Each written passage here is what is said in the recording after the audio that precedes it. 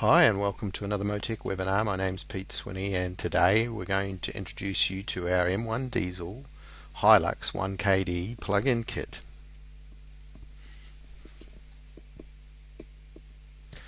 So some of the things we're going to cover off today is what vehicles the kit fits, the kind of power gains you can expect, what comes in the box as such, package information, which is like the software or the firmware that is available in this kit, how to install it, some things you can check once you're up and running, some general mechanical limits that we've found with this platform since we've been doing the development, and some tips on how to learn more.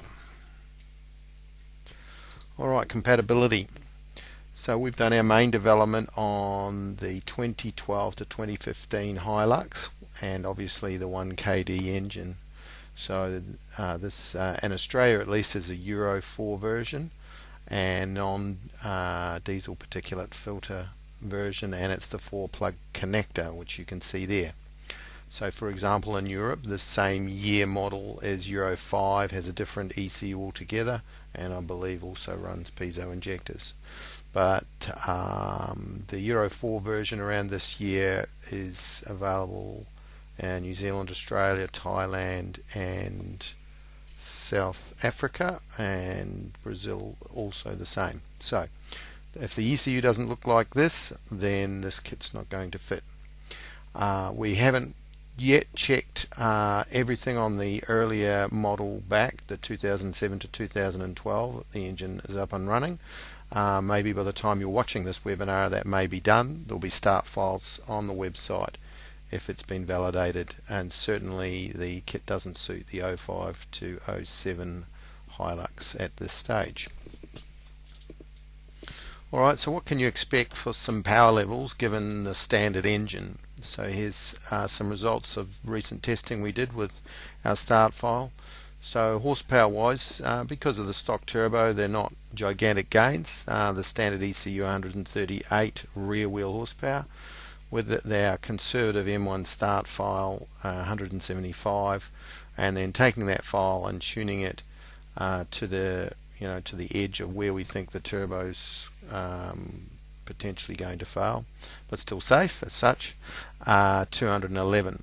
The real gains come in the torque, and as you can see, you can double the torque on the standard engine. Here's a small spreadsheet of the results down here, so you can see at 2200 we take the 286 Newton meters of torque to 514, which is an 80% gain, and then if you lift some more boost into it and make it a little richer, adds a little bit more fuel, you can double the torque on it. Alright, so and as far as what you can expect if you keep going with some more mechanicals, if you add a larger turbo and some larger nozzles, you get to about 250 rear wheel horsepower before you reach the limit of the factory fuel pump. There are numerous solutions available for increasing the fuel supply. You can get step-up kits and various a second pump or one VD pump is also possible to be fitted. You should seek your local diesel supplier for those potential solutions. If you do get some more fuel into it via a larger pump, then you're on your way up 300 to 400 horsepower, no problem with that, with the appropriate turbo. And really from there on up, it's just a matter of continuing to add fuel and power in the fuel and air, and you'll continue to make power. My understanding, not proven or tested, is that the stock block will stand around the 1000 Newton meters of torque, and really the limitation at the horsepower end is the turbocharger. The turbocharger a VNT turbocharger tends to have a lot of exhaust back pressure as you go up in engine speed, so the only way to stop that being an issue to hurting the horsepower is to go to a larger and larger turbo. Ultimately you end up with, to get good boost across the engine speed range, if you really want big power, then you end up doing a compound turbo setup. But enough of that for now. Alright, so those, if you look at this is the graphical representation of the torque curves. So there's the stock file down there, if I can get my mouse to come back, in pink. You can see it's relatively flat, which gives it a nice linear power curve for people to drive. And there's the MoTeC start file, which you see that's the 80% increase we talk about there, and there's the 100% increase there with the tuned start file. That's it for now. Alright, so when you buy the kit, what do you get inside the box here? This is what comes from your dealer. So you've got an accessory loom and two what we call one-to-one connecting looms, and they are to join the adapter box, which the stock ECU loom or stock loom plugs into here. So you unbolt your standard ECU and you put that on your bench, and then you plug in the factory loom into these connectors here, and then these one-to-one looms then join from these two connectors here into your M130 or M150 for that matter.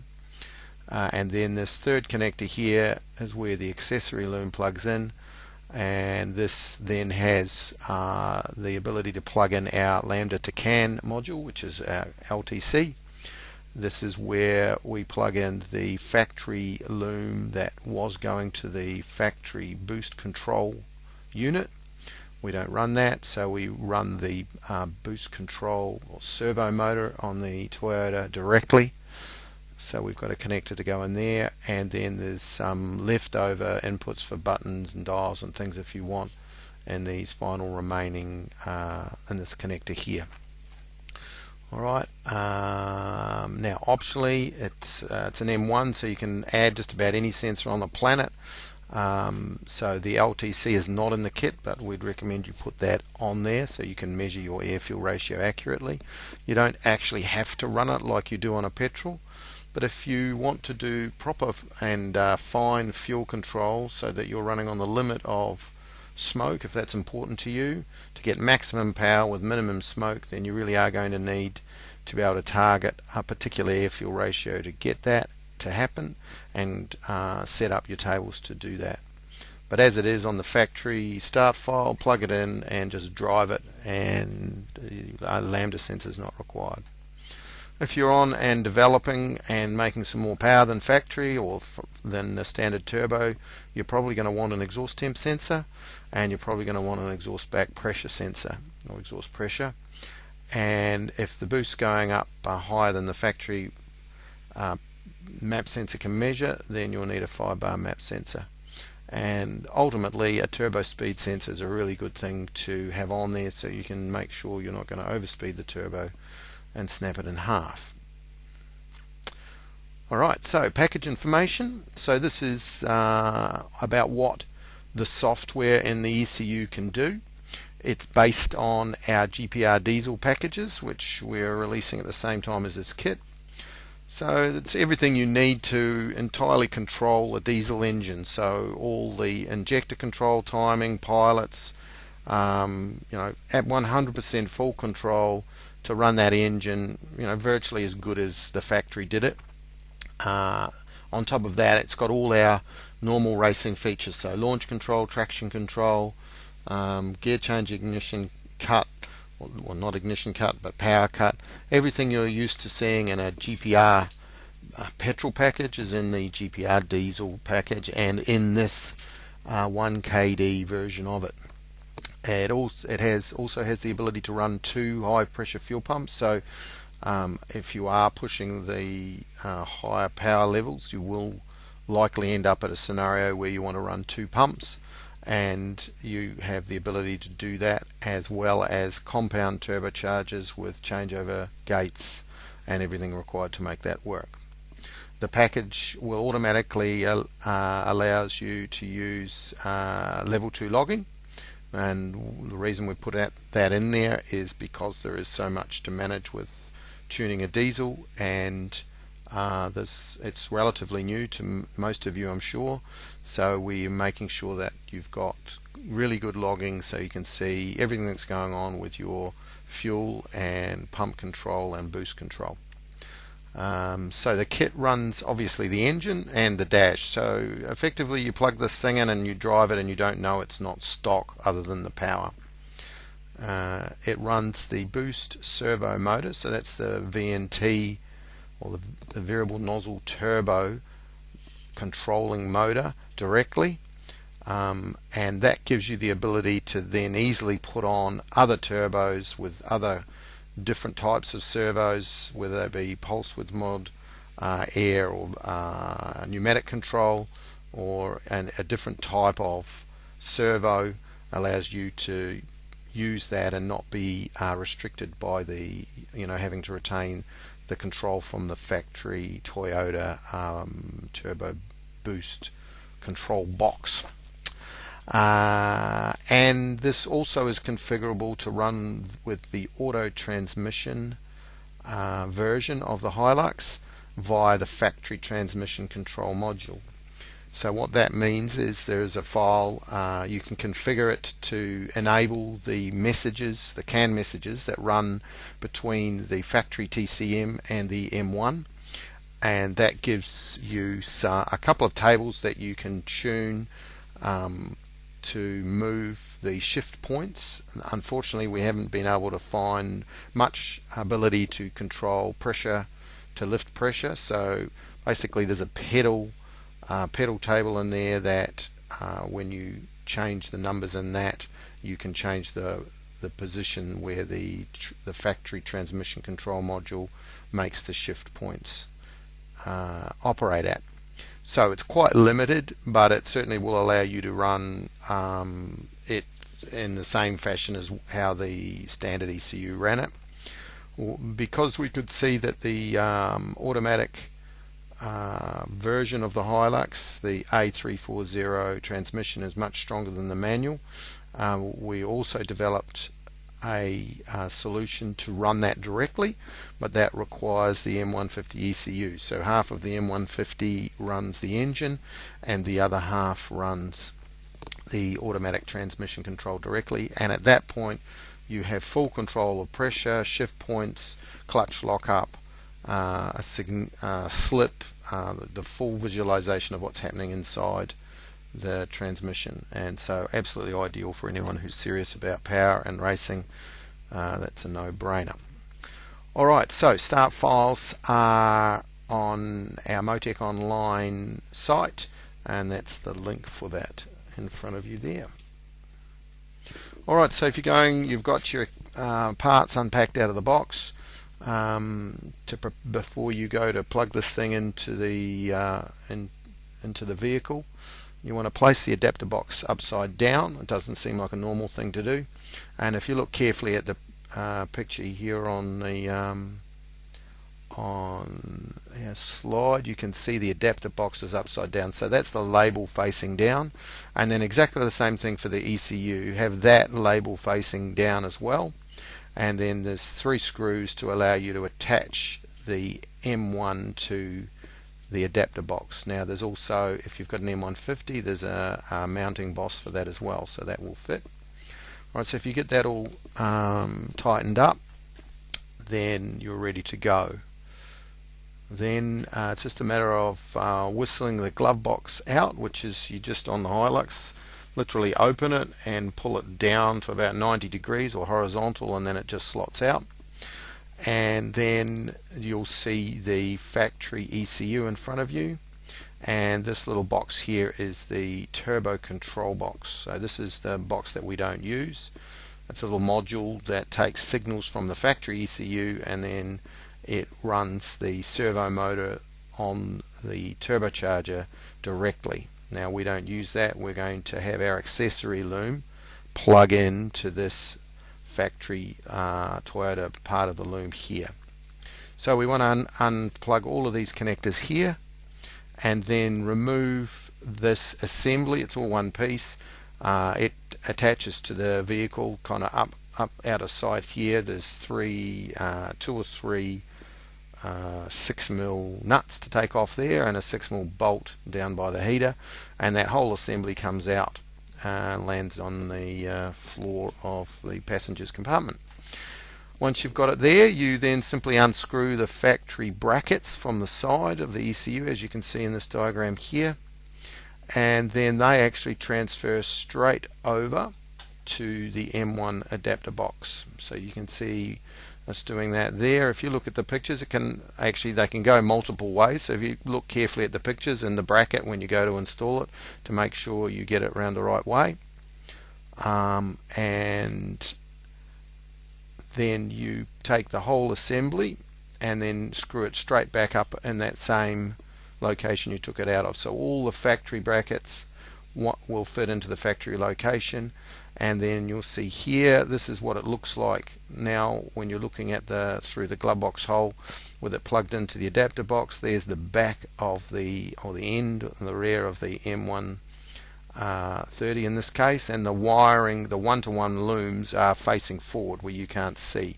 Alright, so they're effectively against the bulkhead. Alright, and then this is the adapter that you're going to plug in from the accessory loom into the factory boost control module, boost control box loom. Alright, so, and that connector there where the green arrow is, that's the connector on our accessory loom that you've already plugged in, which is part of the adapter box. Alright, and that's it. Now if you don't if you want to just plug this in without even mounting it, this whole installation takes about 40 seconds, and as long as your dealer has installed a factory start file and you've got a factory Hilux, you turn the key and go, and that's all there is to it. Alright, so once you've got that plugged in, if you've got some ability to and confidence to make some changes, then the software is free on the internet, and there are webinars to help you learn some more of the specifics.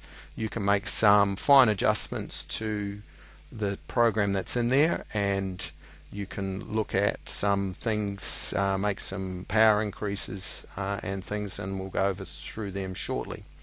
But if you've got no idea what you're doing and you haven't tuned either an aftermarket ECU or a reflashed ECU, then I'd suggest that this might be a little bit much, but that's up to you. So M1 Tune software, if you're going to go that next step, it can be found here on our website, and there is an archive of webinars. We've got 9 webinars on how to tune a diesel, along with this one on our website on that page there. And there's some things here that you could fine tune to help the control of everything, given that each engine is a little bit different. Then it's kind of nice to go through these 2 or 3 things and make it just that little bit better, and it'll just help the control in general. Not essential. The closed loop control picks up any fine variations, but with all closed loop systems, if the feed forward part is as accurate as possible, then you get a better result overall. So one of the things that you get with a turbocharger that's being controlled by a motor, like a variable nozzle turbo, is both ends of the control of where that servo motor can move the vanes, or the actuator to move the vanes. It's kind of nice if that's zeroed properly, so there's a 0 and 100% aim point. Again, it's not essential at all. And if you see our data sheet, which you'll see a link to at the end of the webinar, that gives you a detailed procedure to do that. If you change turbochargers, then you definitely should do this, other than a dead stock one. This is an essential thing to do for that, but if you're at that point, then you're going to need to do some tuning with your control, your feed forward for your different boost positions. But again, it is kind of nice to get these 0 points, 0 and 100% location points as accurate as you can. Alright, and then again, these are just suggestions of things you could do to make it nicer. So one thing you could do is fine-tune the boost control feed forward. If you've got no idea what that means and you've watched all the webinars, then you probably either need to leave it as it is or take it to a tuner to do that. And the other one is the fuel pressure. The fuel pressure is quite challenging to control accurately, and having the feed forward table on that as accurate as possible makes that much easier for the closed loop system to work. So just a couple of things that you can work on if you would like that ultimate result. Alright, if you do start to think you want to wind the boost up on the standard turbo, then this is a little part here where I'm going to warn you that you can very easily break the turbo, and I just want to show you how that happens and what kind of boost curve causes that. So we've got 4 lines here. One is the engine speed, so this is a capture of a ramp run on a dyno, and our dark blue line here just shows the engine speed increasing, and so the ramp run started at this point here. Oops, just go backwards. Started at that point there, and it goes up at full pedal at 100% pedal request, so that's the light blue line here. And you can see this is actually a capture from one of the runs that we were doing some tuning, and we can see our boost pressure coming up here, and the boost gets up to 21 odd pound here at something like, oh, it's hard to reference that, I can't click here because it's just a capture, but something like 2000 revs. And then you'll see we have the boost falling as the engine speed goes up.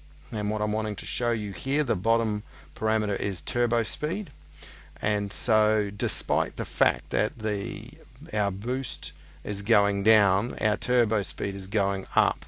So the turbocharger speed tends to increase around the same line or the same rate as the engine speed is going up. So each turbo has its breaking point or an overspeed point, and it's difficult to know exactly where that is. We know for a fact that every time we took it over 225,000 RPM, within a few minutes it was broken, and so we're trying to limit it to under 200,000 revs in normal tuning. So you can see by looking at this, if you try increasing the boost up to the same level as you had it at, say, 2200 revs, 2500 revs, that would significantly increase the turbo speed, and in most cases it will break in a very short time frame. So you'll note there, and I'll go through this in the software shortly, you'll note that the factory start file has more boost in the mid-range and does taper off in this fashion here, and that is to protect the turbocharger. There's a couple of things more in play at that. The more boost you try to make, the more you close the V&T vanes up, and the more you close the vanes up, the more the exhaust back pressure rises and the less power you make. So in some cases you simply, even though you're increasing the boost, you're not increasing the airflow across the engine, and I'm probably getting too technical here, but it's often not a good idea to try to increase boost at that upper range anyway.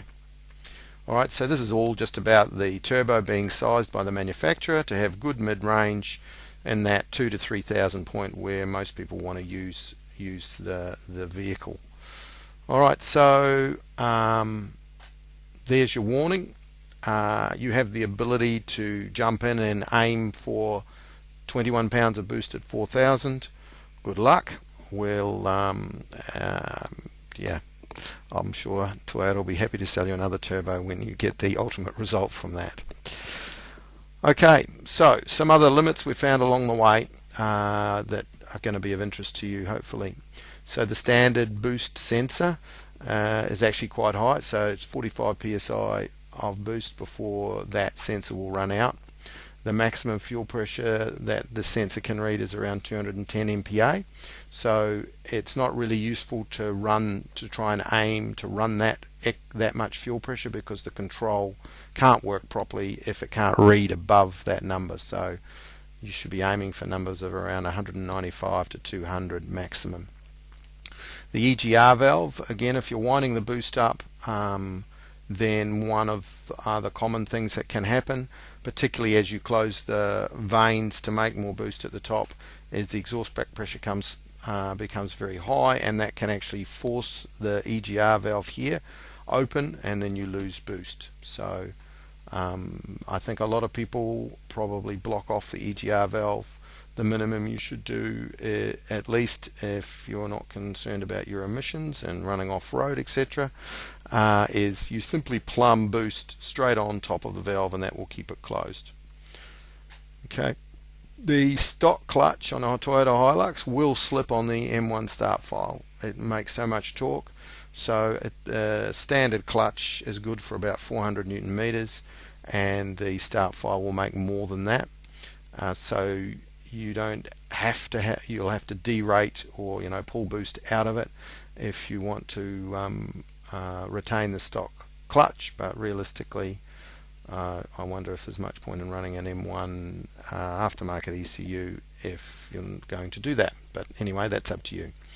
The stock airflow meter, it will run out on the standard turbo at around 20 pound. So airflow meter it's not 100% essential to run as part of the package, but it gives the system very good information on the exact amount of air that the engine is using, and that allows it to put in the correct amount of fuel without the use of a lambda sensor.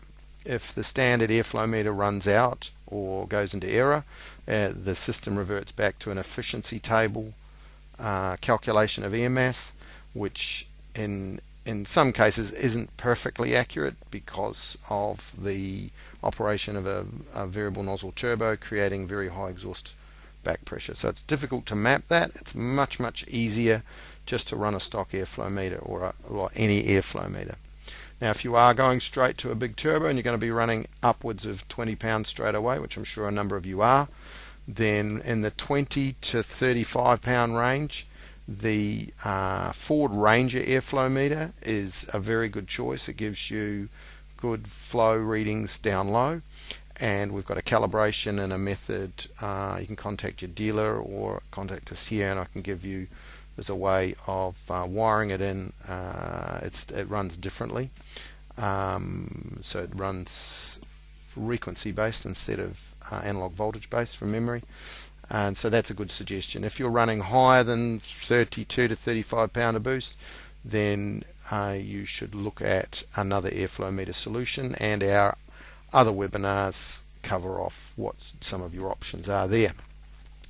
The manual gearbox is not that strong, so after you overcome the clutch problem, the manual gearbox is kind of we haven't had any reported failures on the standard turbo, but again, if you start moving to the next turbo set of nozzles and moving your torque up over 600 or 700 Newton meters, then that's around the limit of the manual gearbox.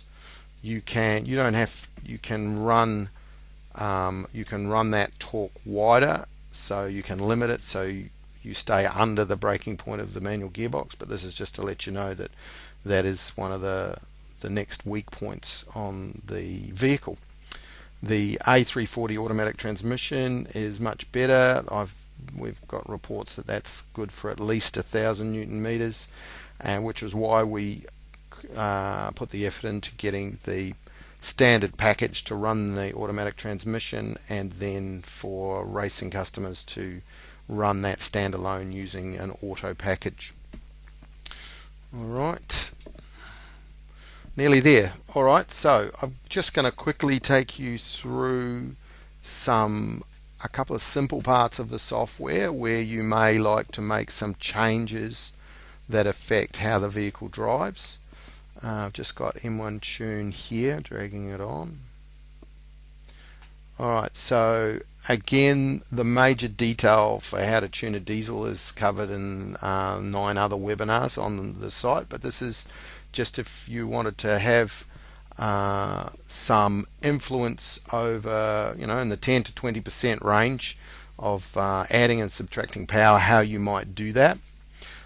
So very quick overview. The main fueling is controlled via this table here, the fuel mass limit main. And I'll just press F6 so we can look at that, and G. Alright, so I add our example now. What this means here, where the ECU is paused, that at 1000 revs we can't put any more than 85 milligrams in. That's the maximum amount of fuel, the limit amount of fuel that will go in no matter what. So these figures here are then influenced by the fuel mass nominal. So this is the table you may like to manipulate. So this is basically your pedal via engine speed. And so here you make these numbers smaller and larger, and these are simply a percentage of this nominal, this main number here. So at 1000 revs, we're right here. So this would be just something like 20 kilometers an hour. In third gear, we can make the shape of this table to control how much power is delivered. If I have a number of 100 here, and if I made this number 100 here, this would be like a light switch. So as soon as you went from 5% pedal to 7% pedal, you would have all of that fuel going in instantly. It will be terrible to drive, and yeah, not something that I deliver to a customer, that's for sure. Alright, Control Z puts us back. So you can soften it off down the bottom and make the torque increase more in the mid-range just by manipulating this table. Okay. No matter what you're doing here, and no matter what you put here, it's always limited by a lot of things, but the main limit that we have in the start file is a fuel mixture minimum. I'll just press F6 here. So this is in lambda. So what this says, and this is calculated based on the fact if the airflow meter is accurate and the injector calibrations are accurate, so the system knows what the lambda is without even measuring it. So if you go to add a whole lot of fuel, you make all those numbers really big, and you go to add a whole lot of fuel, let's say here at this point, if it calculates then it's going to get richer than 1.18 lambda, it will simply stop adding the fuel. So this is a limit. So this is the table you actually adjust if you want it to go richer or more fuel to give you more power if it's not delivering this amount here. So if you go to full pedal, 100% pedal, and you find that at 1000 revs you're getting 70 milligrams of fuel, the main reason for that is it's probably being limited by this table here. Let's F6 that. So at that point, let's say we're at 1000, we go to our site, there we go, that's where we were. So at this point here we decide we want some more fuel, and we're not at our limit of 86, and it's being clipped because there's not enough boost there or not enough airflow. Then if you make those numbers smaller, that's richer, you'll add more fuel. This vertical axis is engine charge, which is effectively airflow through the engine. It's the actual engine charge, air charge in milligrams. So the more air that's flowing, then usually it'll allow you more and more fuel to maintain the same minimum lambda value. Okay, that's pretty straightforward. Timing I wouldn't go into unless you have a really good understanding of what you're doing.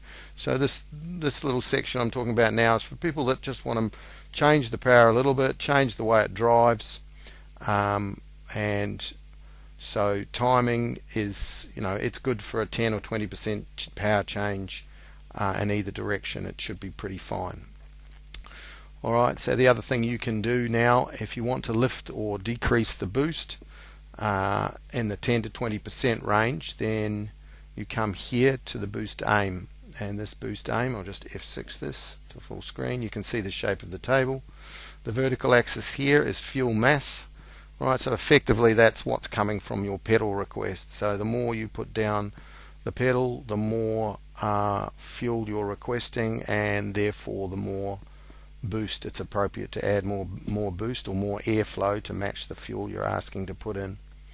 And so here, this boost is in gauge, and so that means this is 1.45 bar, 145 kPa of boost aim at this point. If you want this to, we want to look after our clutch when we first get it going, for example, we could just go like this and keep it down to, say, 100, so 1 bar. Okay. Alright, so we've just clipped that to 1 bar of boost, and that's all you need to do. As long as you're staying within the range of the tuned feed forward table, it will just follow that aim. Alright, so, and again, if you decide you want to maybe lift this, have to be careful here, maybe to 150. Again, playing with boost is danger, then it should follow. Alright, a little bit up and down, everything should be okay, unless there's something significantly different about your setup. And again, just covering off the warning, would not have any more boost in these areas where the engine speed is high, unless you're looking to put another turbo on. Alright, so that's probably the basics of your power increase. You can add and subtract a bit of boost, and add and subtract a bit of fuel, and play with the power and where that is delivered in relation to your pedal position. It's like your torque demand table here. Alright. Okay, hopefully that made some sense. Alright, so I'm sure it didn't make complete sense, and for some of you it might have been a bit overwhelming, so how do you learn some more? So 1KD data sheet, so there's a lot of detail in here, including how to set the high and low configuration, the high and low settings on the variable nozzle turbo, so you can get that from our data sheet section on our website. We've got M1 general webinars on our webinar page, and for you to learn about how to use M1 Tune, and M1 diesel webinars, so there's 9 there on how to tune a diesel, and obviously this one is, you've probably found there as well. And something we can highly recommend if you're wanting to learn and understand a lot more about tuning a diesel is to join and do the High Performance Academy diesel tuning course, and there's going to be more dedicated diesel webinars or tuning courses there, including one on M1s. And the other thing you can do is join our MoTeC forum. There'll be a section there under diesel, and ultimately this one, which should have gone at the top, is you push F1. So in the help, anywhere you want to learn some more, if you press F1 you'll get some more detail on what that table or parameter is, and there's an enormous amount of help in the M1, and so a lot to study there. And you can simply, as I say, by pressing F1 you'll see a lot of information. Alright, so that's it. Thanks for listening, and I hope you have fun with it. See ya.